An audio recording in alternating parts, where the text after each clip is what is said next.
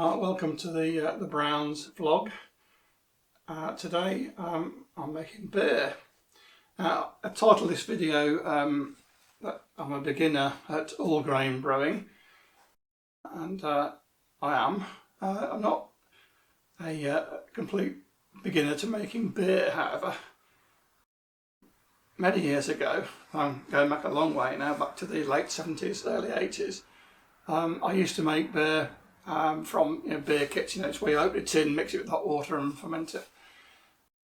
But I'd never done all grain brewing where I had to mash the grains and boil and add hops and everything. So this is a completely new venture to me. And I bought this Klarstein beer boiler. I have used it once now. I didn't bother to film the first use of the boiler, first brew, because I knew I'd make mistakes and things would probably go wrong. And I did learn a few lessons from that first exercise. First thing being, let me move this out. First mistake I made was putting the boiler on the bench, because what I forgot was when it was hot and full of grain, and I had about 6 kilograms of grain, and it was wet, so on the way to the bucket was probably about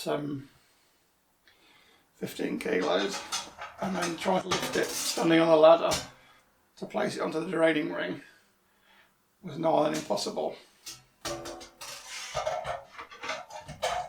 So I come up with an alternative this time. I'm going to put it on a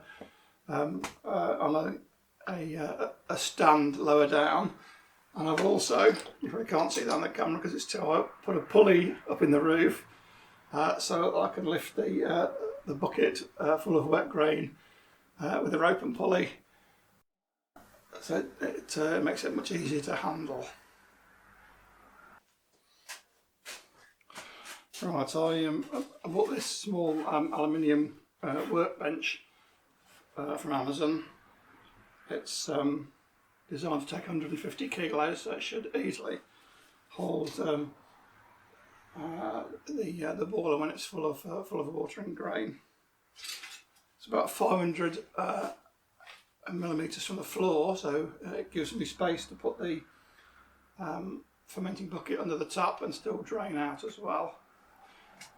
So I'm going to position this underneath the pulley, and then I'm going to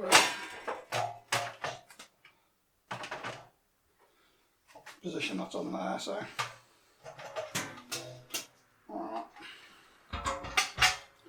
So that gives me more or less the right height then, so that I can use the pulley to lift out the bucket when we've finished the mashing stage. Right, so jump forward a bit now. Before I put any water into the boiler, I've just lined the boiler up underneath the pulley, just to make sure that I can pull this out easily once it's finished. So at least we've got it in the right place before we start, and I don't have to move it when it's hot and heavy. But I'll get rid of the rope for now.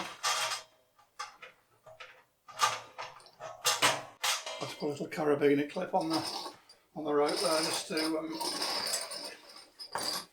make it easy to connect to the bucket handle. So I'll just get rid of this now for the time being. I'll take this out, and then we'll get some water into it. I want to end it with about 20 litres of beer, so I'm going to start off with probably about 22 litres of water, because the grain will soak some up, and then I'll add to that then by sparging the grain with water, so I should get back to about 22 litres before we start the boil. The first thing I'm going to do though is to give this boiler a good clean out, although I did I did give it a good clean after we used it last time. I just want to make sure it's all clean, because the key to getting good beer is cleanliness. Right, one of the first problems I came across with this beer boiler, that it isn't calibrated inside. All it's got is the word max on it, so you don't really know how much liquid there is in it. So I did a mathematical calculation, taking the height of the cylinder and the diameter or radius, and calculated the volume of a cylinder, and calculated that if I have about 30 centimetres height of water in there, that is about 20 litres. So I've got a stainless steel ruler that I just stick in there, and that brings it to about 30, which should be 20 litres, and I want to start with 22. So I've got a 2 litre measuring jug here, so I'll put another 2 litres in on top. Right, get these out of the way. Take out my measuring stick, and put on the lid. I'm going to warm this. I don't need to like that. I'm going to warm this water up to the mashing temperature. If you just have a quick look at my recipe. I'm going to mash at 66 degrees. Now, obviously, from reading about brewing and watching YouTube, you always have your what they call strike temperature, which is slightly higher than your mashing temperature. First time I used this cylinder, I allowed about 5 degrees, which was too much actually. The lower temperature of the grains I put in didn't lower the overall water temperature that much. So I want to mash at 66 today, centigrade. So I'm going to heat the water up to 68 degrees initially for its strike temperature. So I'll get it switched on.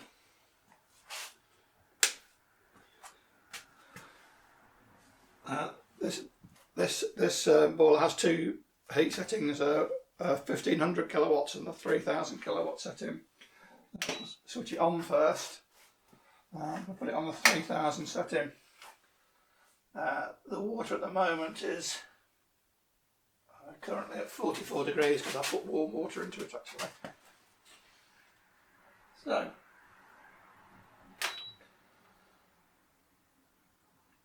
So it's actually set at 68, which is quite good. Now the programmer, you can hear that heating now. The programmer on these is a bit of a mystery. These are made in Germany, and the instructions are translated by machine, I think, so are completely unintelligible in English. They do sell this under a different brand in the US, and I've tried googling it, but it seems to be a mystery in the US as well. So what I'm going to do, I'm just going to leave this now to reach its mashing temperature, and then we'll start to put the grain in. Right, the water seems to be up to around about the right temperature now. I'm not sure how accurate the thermostat is in this, so I've actually used my oven thermometer to double check it as well. It's around about 68 degrees. I've got a thermostat in there set for 65 actually, because it does run a bit hot, I think. But I always turn it up. Right, so I put the grain bucket in, and what I'm going to do now is to put my grain in. Today I'm aiming to make an American style IPA, so I'm keeping it to light coloured grains, more or less. I've got a little bit of blonde to put in a minute, but it's quite hard to get the American 2-row malt in this country, in the UK, yeah. but I'm using Marisotto, which is probably the nearest thing that we have here. So I'm going to pour this in slowly.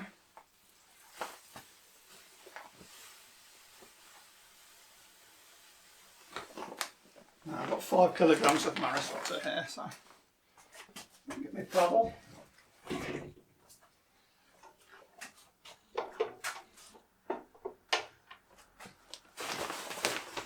Just going to keep it stirred so that we don't get any lumps and dough balls in the bottom of it.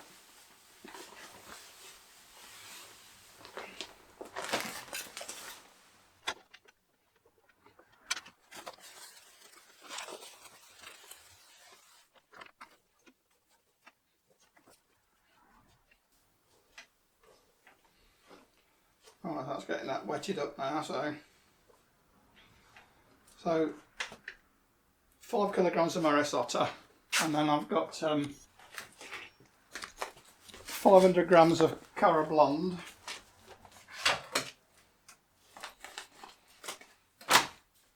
this is a crystal malt,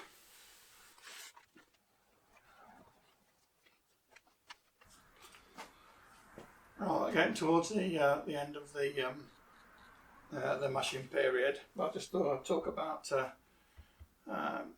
the ingredients I'm using. As I said, I've used Marisotto and some Cara malts. Now I couldn't get any, say, American malts, but I managed to get some American hops.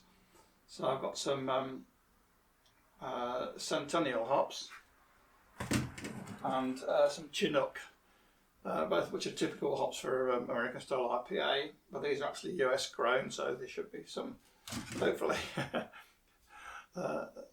some American flavour in there.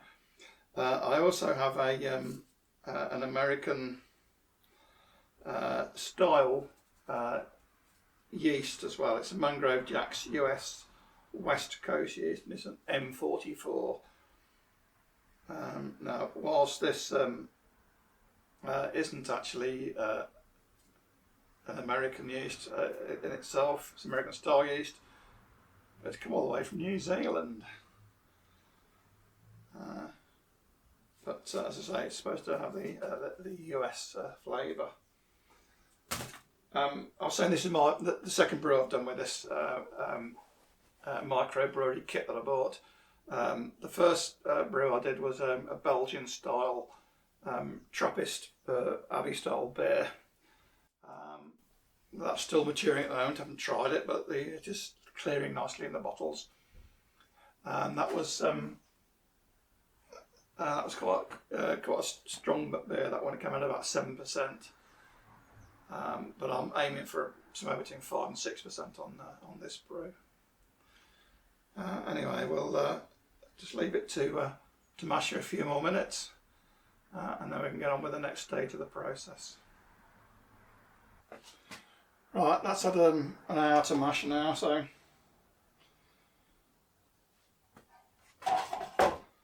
just turn it off for the time being.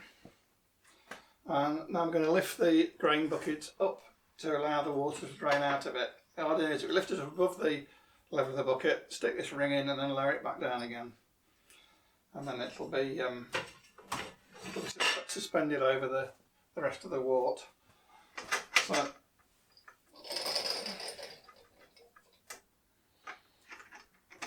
I'll click that on there, and then I'll start to lift.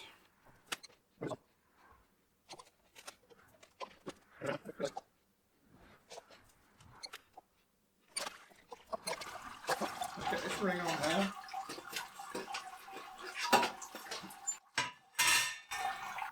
Right, that sits down on there, and we'll drain out.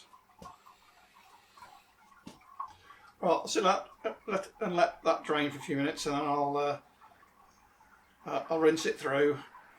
That's what they call sparging, with some more warm water, just to get some more of the fermentable sugars out of the grain bed. Right, that's still running through slightly, but I've got some clean warm water. Put that in and let that soak through. Well, that seems to finish draining now, so I've got a bucket here to try and stand this and just leaking anymore. So.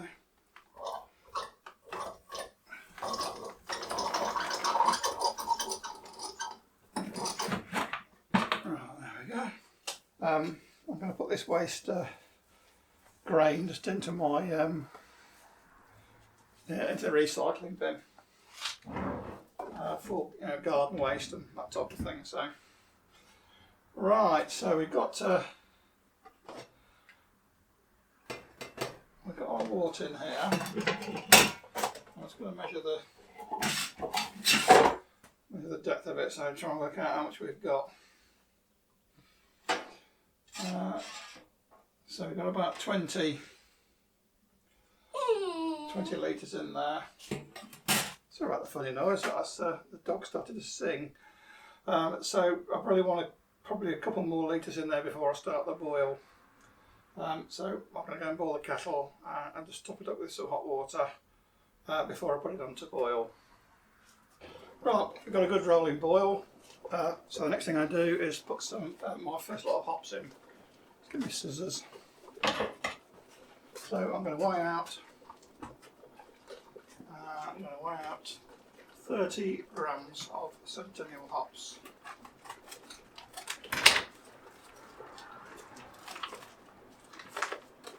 Oh, these aren't pelletized, unfortunately. I prefer. But anyway, these smell lovely.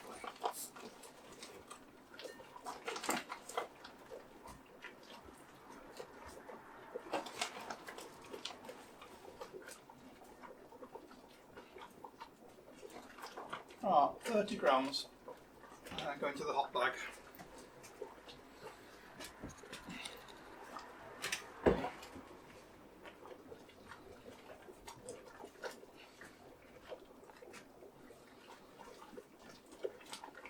Oh, love the smell of them. Right, so we'll add that in carefully. I'll just tie it to the handle so it doesn't disappear completely, because I need to put some more hops in later on. So I'll put a little bow in that so I can get it undone again easily. Right, so leave that for a rolling boil now. So the next hops go in at 10 minutes before the end of my boil. So I'm just going to set an alarm on my watch, on my phone.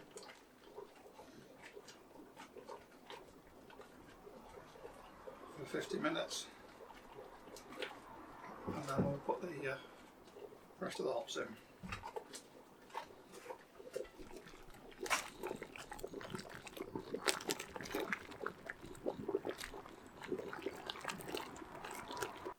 Right, it's getting towards the end of the boil now, so I'm going to get ready for make some more hops out.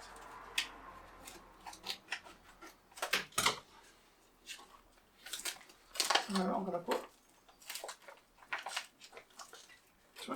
20 grams of Chinook in. Oh, these are really strong hops.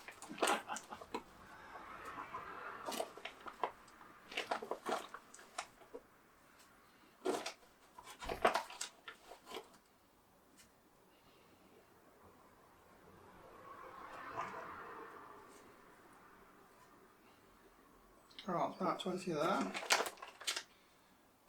And they're going to go in with 10 minutes to before the end of the boil, which is about 5 minutes time.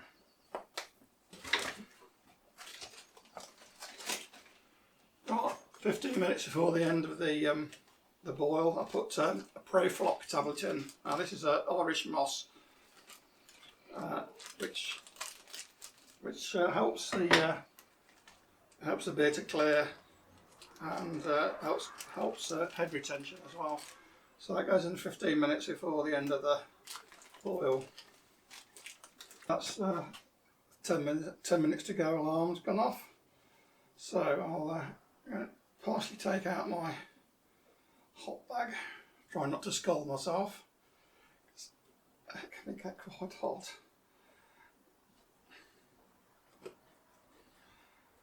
Just try and get the mouth of the bag open enough to get some more hops into it without spilling them into the wort.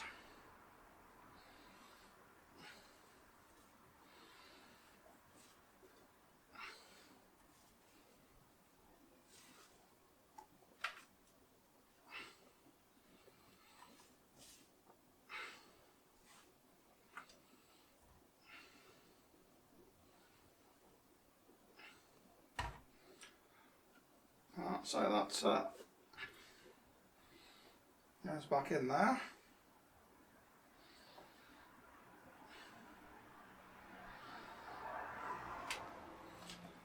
And that has now 10 minutes in there. So right at the end I'm going to put another 10 grams in, chin up.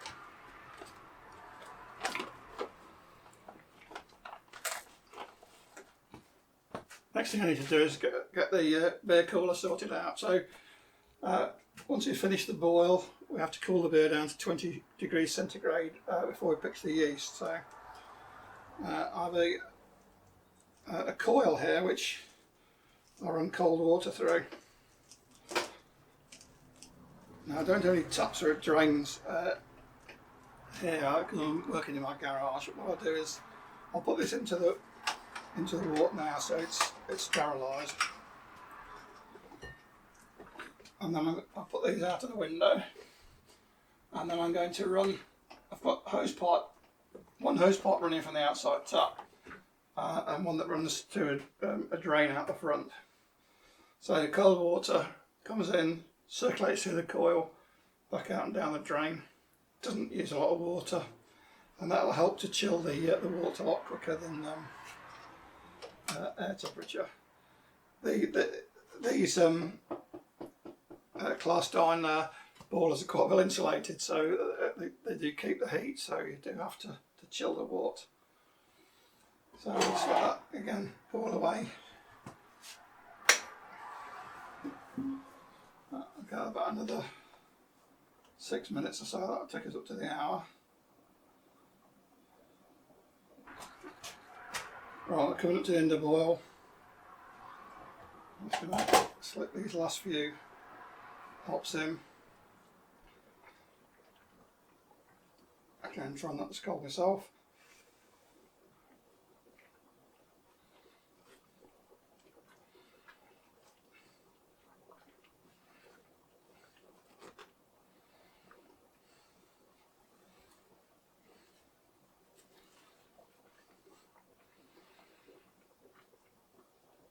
Right, just flop that back down into the mix for a minute or so. I was going to turn the power off now anyway.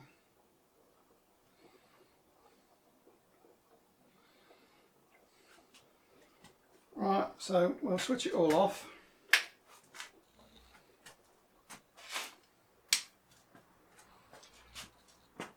Right, I've now got water going through the cooler. That's the cold side. And it's quite warm that side on the way out, so it's obviously taking heat out of the system. What I'm going to do is just to turn this on just so I can monitor the temperature but without any heat on. And we're down to 93 degrees already. Now the cooling's underway. Down to 90 degrees. I'm going to take the hot bag out.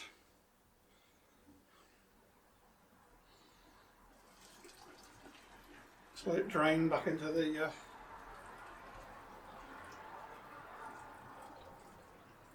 so not lose any.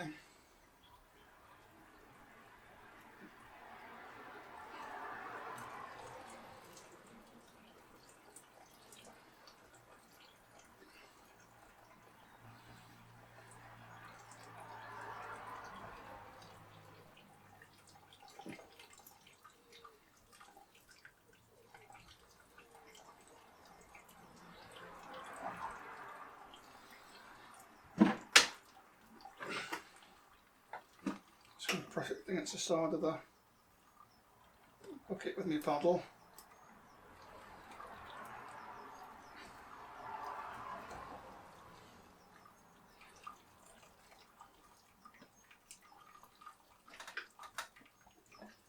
Right, into that. I'm just going to do a quick test of my depth again. So we're at about 30 centimetres, and that gives us about 20 litres. That's exactly what I wanted really. So.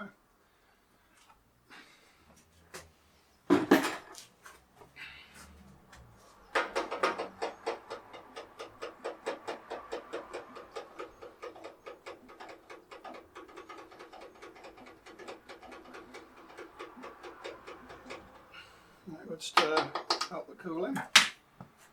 Put the lid on.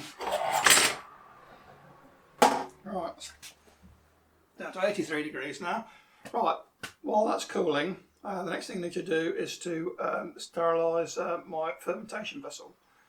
So I'm going to do that now. I'll take it to the kitchen and I'll sterilise it and rinse it and bring it out ready for filling.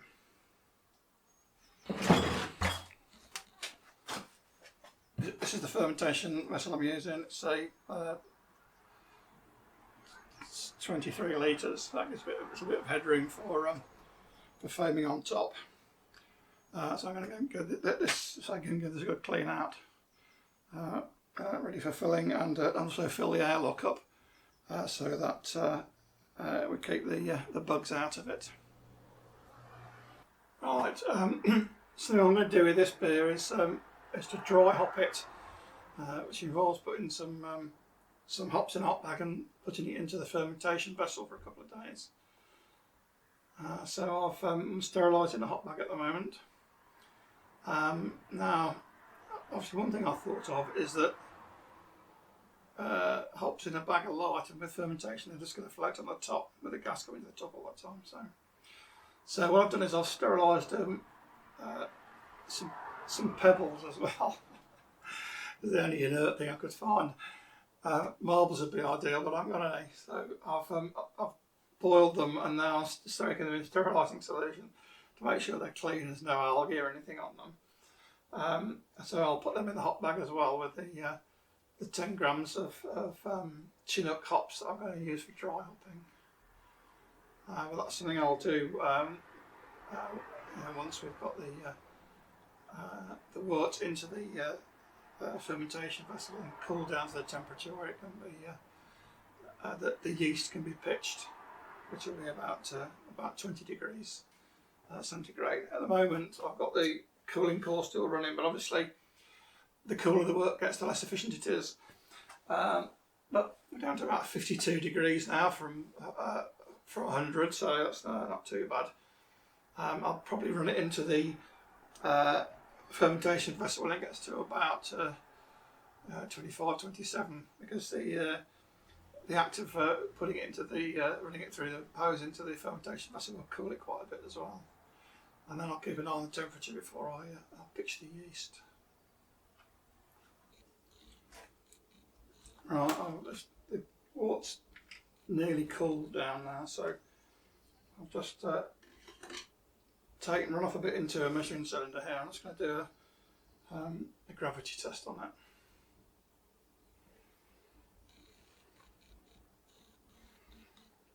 So let's settle for a minute. About 10:55. I'll just take the temperature of that in case it needs adjusting.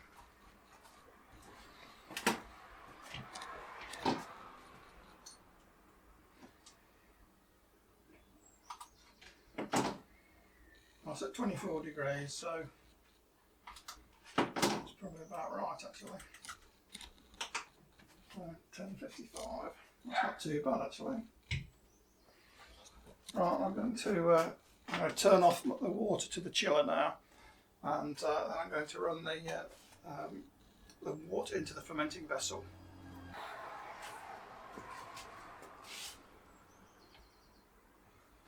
So I've got a length of pipe here that I've sterilised. I should put on there. I'm going to run off into the. Just have the tap at the bottom shut. Soon find out. But they're running into the fermenting vessel. That. Right, so I'm just going to weigh out another 10 grams of, no, sorry, 5 grams of jerk hops. Should have got the right one. Yeah, jerks. 5 grams, and then put them into the bag. That's 4. 5 grams. Right. So, put that in the bag with the pebbles.